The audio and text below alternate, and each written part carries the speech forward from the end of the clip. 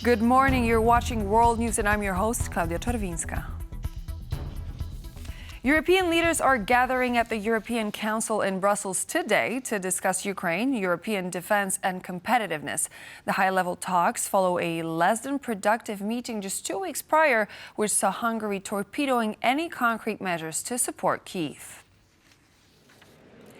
The officials will discuss strategies to enhance Europe's strategic autonomy and resilience in the face of various geopolitical challenges.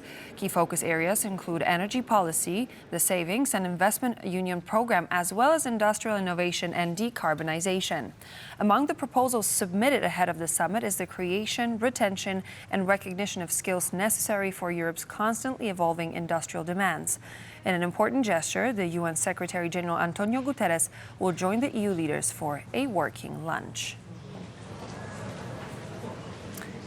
And as you can see on our live feed provided from Brussels, we saw Polish Prime Minister Donald Tusk, who entered for this very high-stakes and high-level meeting taking place later today. We also know that Ursula von der Leyen is actually getting ready to speak at the doorstep ahead of the meeting, which is going to soon commence.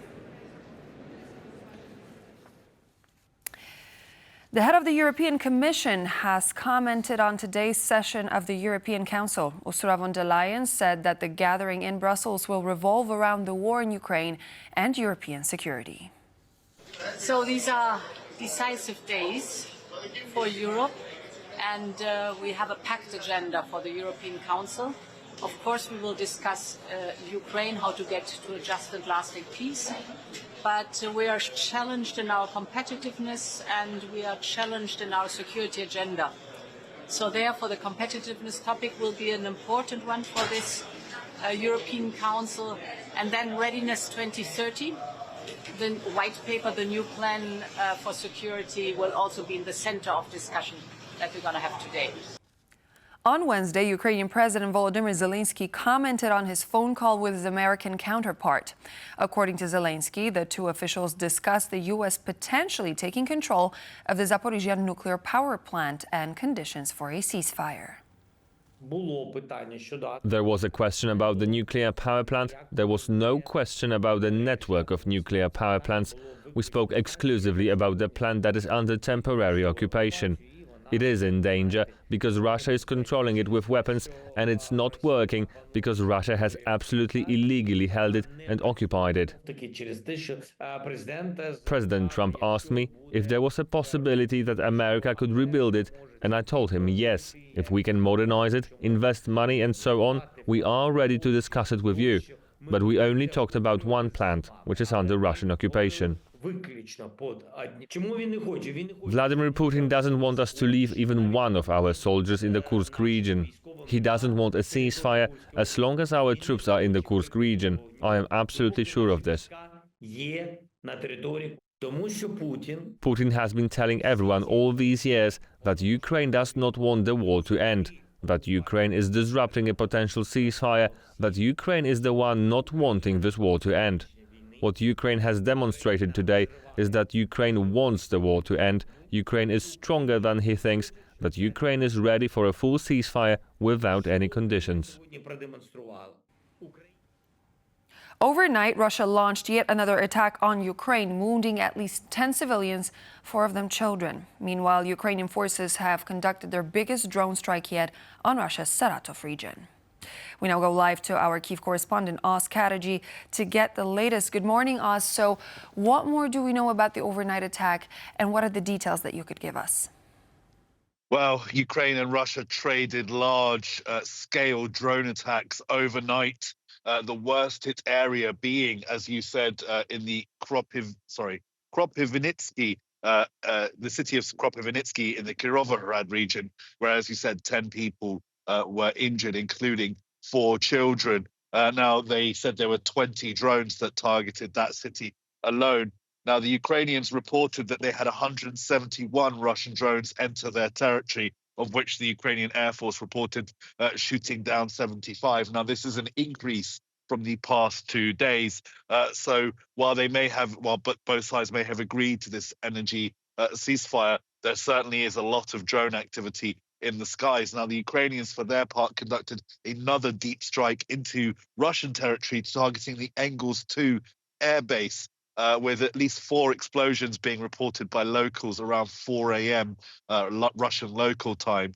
Now, this air base is 450 kilometers away from the Ukrainian border and is used routinely to strike targets inside Ukraine. So this is a big strike for them, and footage from the site shows a very, very large explosion, potentially of an ammunition dump being targeted. The Russians say that they shot down 132 Ukrainian drones over Russian territory. So this is a very, very large drone strike from the Ukrainians indeed. So look, while there has been no reports of energy infrastructure being hit overnight so far, if the idea was to limit the drone strikes between the two sides, that certainly isn't happening at the moment. If anything, they have increased since this energy ceasefire was announced by the Trump administration. Thank you so much, Oz Kataji, reporting live from Kyiv. The White House is saying that a ceasefire in Ukraine has never been closer. Press Secretary Karoline Levitt made the statement while referencing an official report from U.S. National Security Advisor Mike Waltz and Secretary of State Marco Rubio. The announcement came after a phone call on Wednesday between Trump and Zelensky. The two leaders reportedly discussed progress on a ceasefire agreement, U.S. aid to Kyiv, and other key issues expected to shape the upcoming peace talks in Jeddah on March 23rd. President Trump fully briefed President Zelensky on his conversation with Putin and the key issues discussed. They reviewed the situation in Kursk and agreed to share information closely between their defense staffs as the battlefield situation evolved. President Zelensky asked for additional air defense systems to protect his civilians, particularly Patriot missile systems, and President Trump agreed to work with him to find what was available, particularly in Europe. The two leaders also agreed on a partial ceasefire against energy. Technical teams will meet in Saudi Arabia in the coming days to discuss broadening the ceasefire to the Black Sea on the way to a full ceasefire. They agreed all parties must continue the effort to make a ceasefire work. The presidents noted the positive work of their advisors and representatives, especially Secretary Rubio, National Security Advisor Mike Waltz, Special Envoy Kellogg, and others.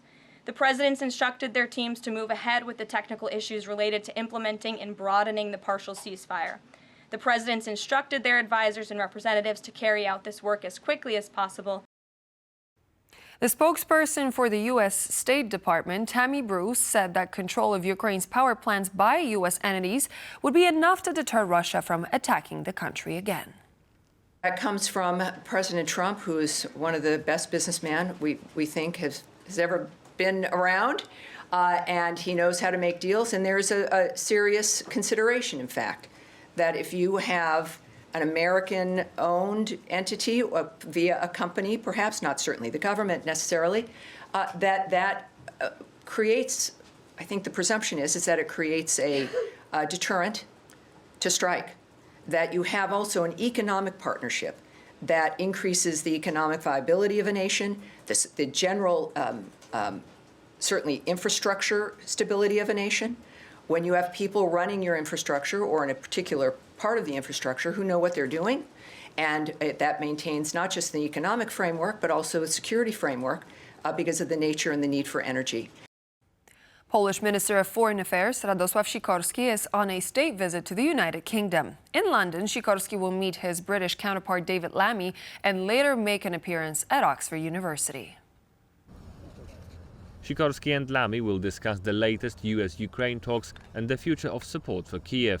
The agenda also includes the upcoming summit of the largest European nations and the United Kingdom in Madrid. During his trip, Radosław Sikorski will also speak at the Royal College of Defence Studies about European security and later visit Oxford University's Pembroke College, where he himself studied in the 1980s.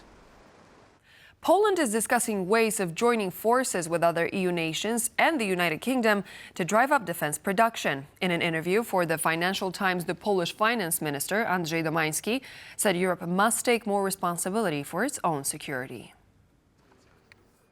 Domański went on to say that he had already discussed new tools for defense spending with UK Chancellor Rachel Reeves on Wednesday.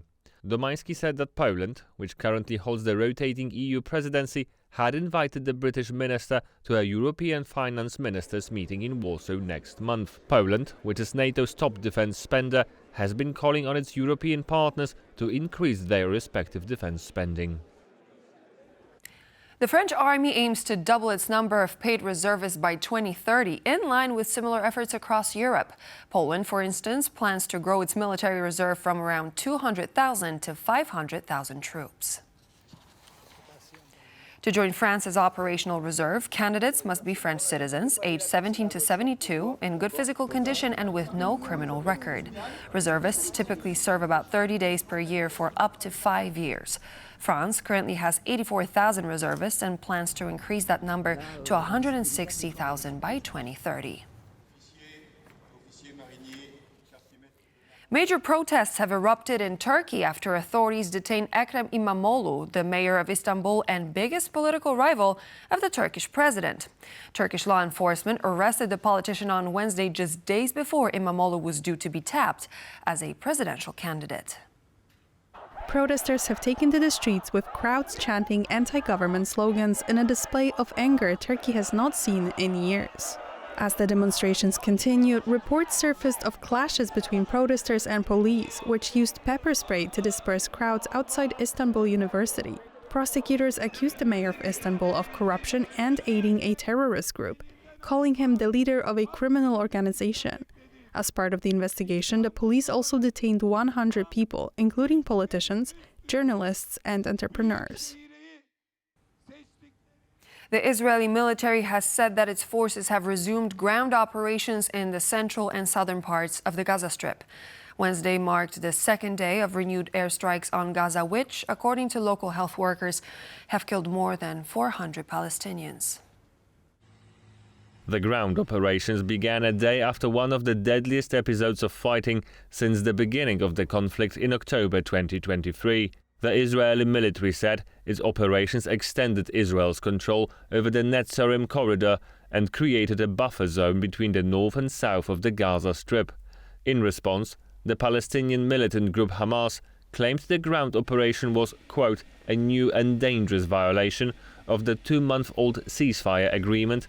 In a statement, Hamas reaffirmed its commitment to the deal and called on mediators to, quote, assume their responsibilities. Additionally, several projectiles were launched overnight from Yemen, triggering air raid sirens across Israel. The new president of the International Olympic Committee will be elected in Greece later on Thursday. The IOC session, which began on Tuesday, will elect a new leader from a field of 7 candidates to replace outgoing President Thomas Bach. One of the key questions that voters will be weighing is the return of Russia and Belarus to the Olympic fold. Frontrunners for the position, 2-time Olympic gold medalist Sebastian Coe and IOC Vice President Juan Antonio Samaranch, are not seen as supporters of their quick return. The winner will get an 8-year mandate. The key issue and the new IOC president will face are steering the Olympic on a smooth path towards the 2028 Summer Games in Los Angeles and picking a host for the 2036 edition. Committee will have to disappear. And so this would be all the latest news for now. Thank you for joining, and we hope to see you soon here on TVP World as we bring you the latest news and features.